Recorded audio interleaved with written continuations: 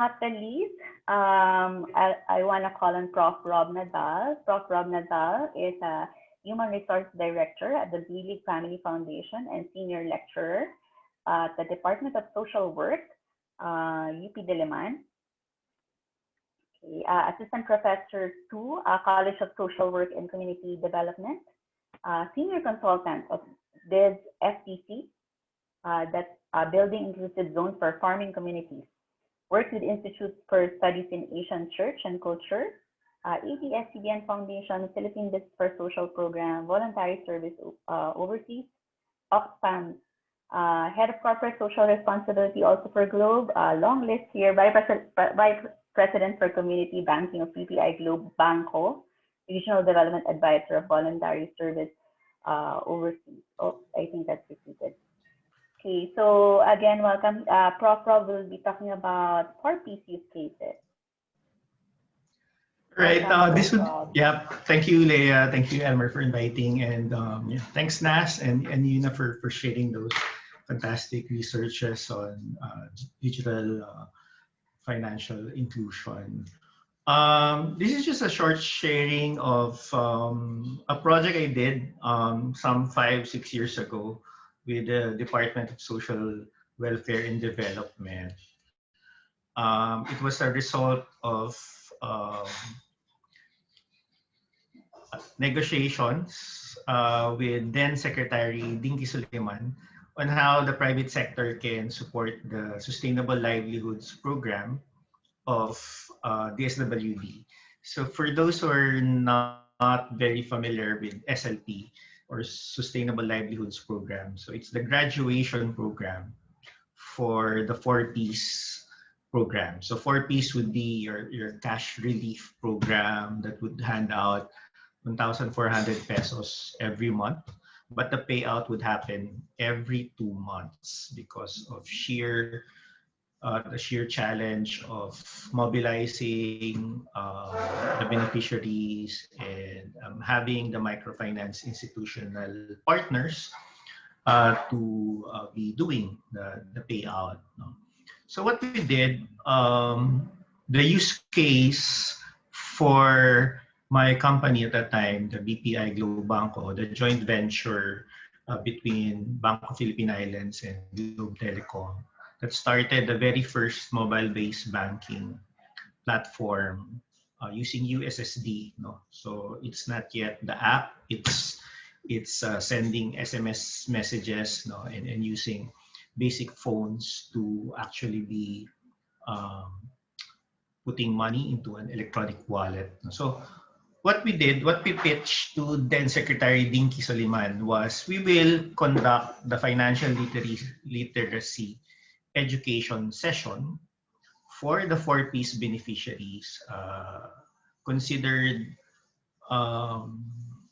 part of the cohort to be graduated during their payout sessions. And but we negotiated that instead of just doing it as a one-off financial literacy session for half an hour, that we be granted the opportunity to give the audience the option to open a bank account, the very first bank account of their life, with the minimal requirement of their DSWD ID for their human identity, for the Know Your Customer process, and the payment of application fee or bank opening fee of 50 pesos, which covers the cost of the ATM card. But the SIM card for the mobile-based wallet or bank account would be given for free. But they will be required to make an initial deposit of 50 pesos. So all in all, the deal was for the company to provide the financial literacy session so that gives DSWD a lot of savings in terms of paying trainers and partnering with NGOs to conduct the FinLit, because the company will be doing it for free. But also the endorsement to do it during payout sessions and family development sessions. No?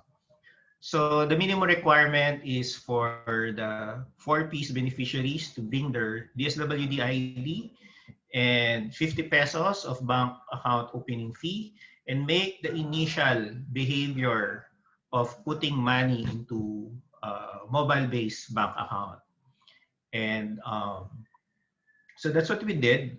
And to make it easy, so no complicated financial literacy lectures, we just developed a mnemonic using the bank or the name of the bank and following the principle of persuasive selling format.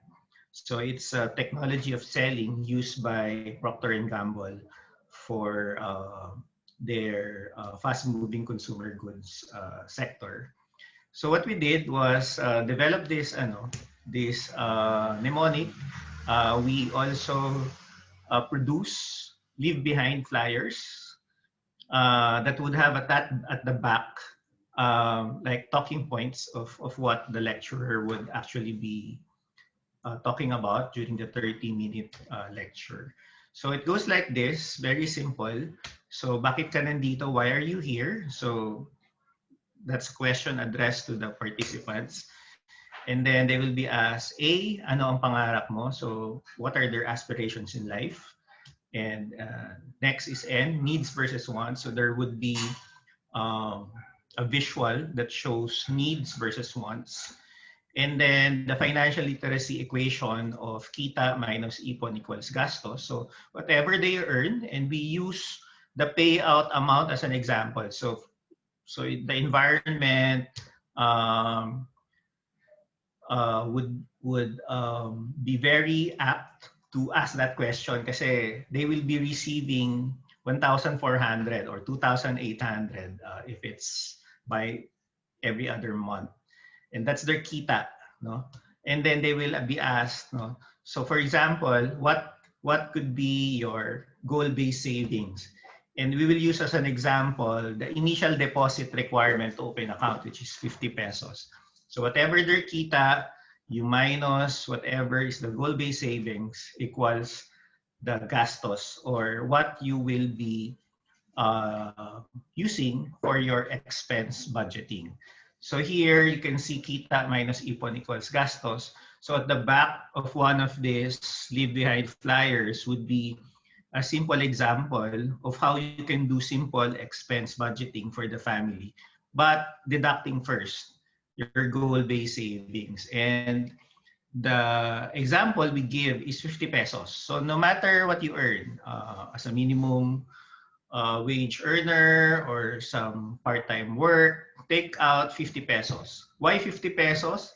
Because at that time, that was the minimum amount allowed for any bank or customer to go to a usual remittance center to do cash in or top up. No? It cannot be called deposit at that time because of a BSP ruling, so it's called cash in. But we explained that is essentially your savings. No? So, and then lastly is an assumptive close. So what are you waiting for? O, open a savings account now. So this was the pitch we made to then Secretary Dinky Soliman, and we argued that financial literacy will not happen or behavior change will not happen if there is no practical way to really be saving. No? So it cannot be the piggy bank. So we've done that before, and it's very vulnerable for low-income, uninsured families. No? So it has to be a bank account. And since at the time, so when the bank was still existing, it was regulated by the Bangko Sentral. Therefore, the savings of any customer will be insured up to 500,000 pesos. So all the value propositions are there for the 4Ps beneficiary to consider. And the promotion of the habit of savings was an easy sell because they always see the cash-in points everywhere they go, particularly in convergence points, whether it's the market, the terminal for their public transport or near the school or whatnot. So the idea of having their first bank account, the idea of getting immediately being gratified in exchange for your 100 pesos, you get your ATM card and you get a text message that you're now a customer of BPI Globe Banco, um, became a hit. Too many payout events and family development sessions that we went to. Here is a clipping of, I think this was sometime in September, October when we did the official launch. At that time, we already acquired 50,000 four-piece beneficiaries, and out of the 50,000, 44,000 have kept their savings in their wallet. And by the time we ended the program, close to a year, so we were close to 200,000. So we actually had 180,000 acquired four-piece beneficiaries. At the time, it was very easy to remember how to go to your mobile-based wallet. It was star 118, star 118 pound sign, and then there you would have your electronic wallet, so you can see the balance, you can do send money, buy load, pay bills, loans, etc. Right. So what have we learned? Okay. So one is there are ease of use issues, and secondly, there are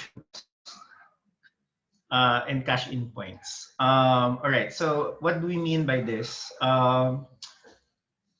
Ease of use issues is that we learned because at the time we were so driven to acquire the account.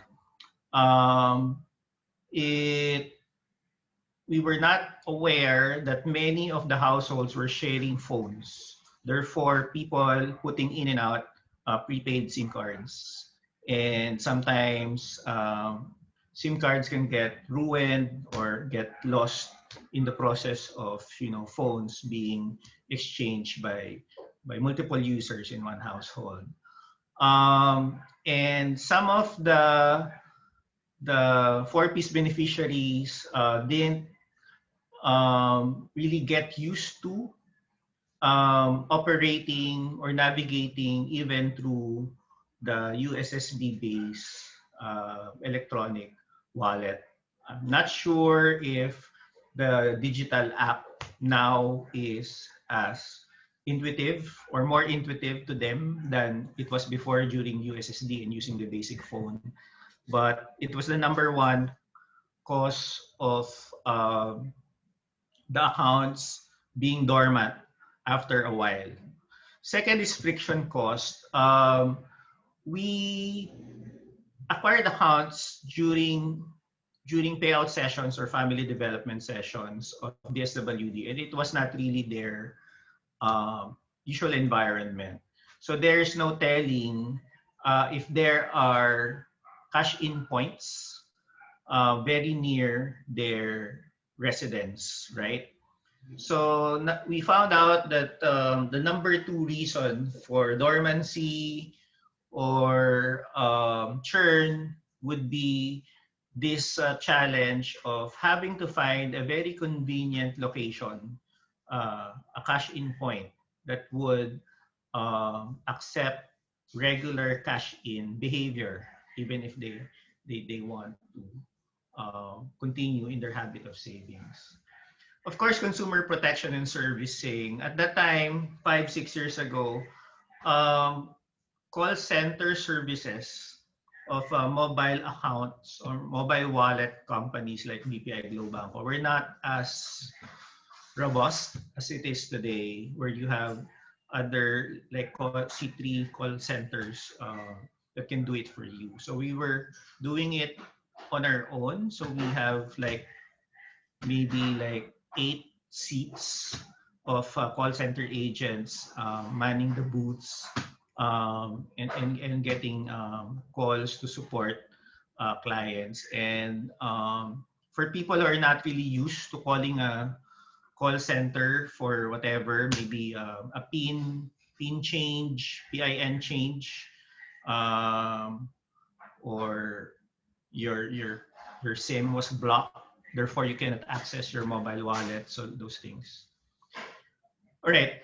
Need for bank and unbank integration. So one of the things we realized or learned was that you can actually address the cash in issue if the ecosystem, those people who need to pay, who need to transfer funds to an unbanked person will do it digitally also. No? Unlike today, during the pandemic scenario, it's now very easy. You don't need to convince people to pay you digitally. They will even ask you if they can pay you via GCash or PayMaya or whatnot.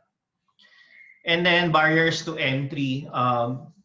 So um, this is something we've realized that not all have bring their IDs, for example, during payout sessions or family development sessions, and um, and signal can also be an issue even at the time that 2G signal was the only requirement for this USSD platform. Even that can sometimes be an issue for some of the customers. And finally, um, low daily and monthly active usage. So realize that we were good at acquiring, but we were not good in retaining the customer. So this is really a function of customer relationship management, the way um, outbound marketing can actually be pursued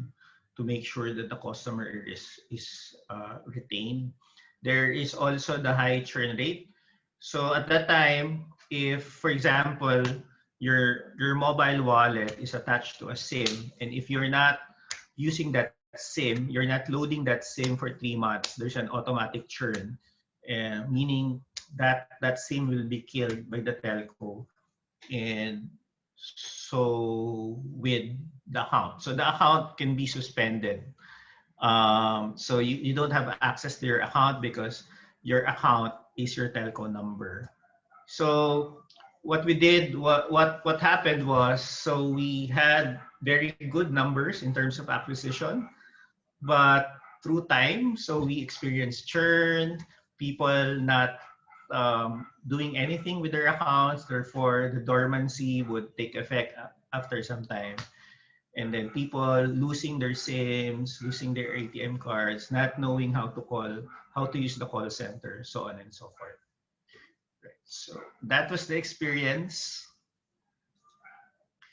But I'm Thank sure you. things have are now very different with the Ayuda, with the SAP 1 and 2, and I'm really looking forward to what the story will be for the current people handling the SWD and the digital players. Thank you. Thank you, Prof. Rob. So I guess you could say it's a little bit more promising to keep the 4 Ps beneficiaries bank or stay bank, but still a big challenge for them to use it for transactions and hopefully for savings as well.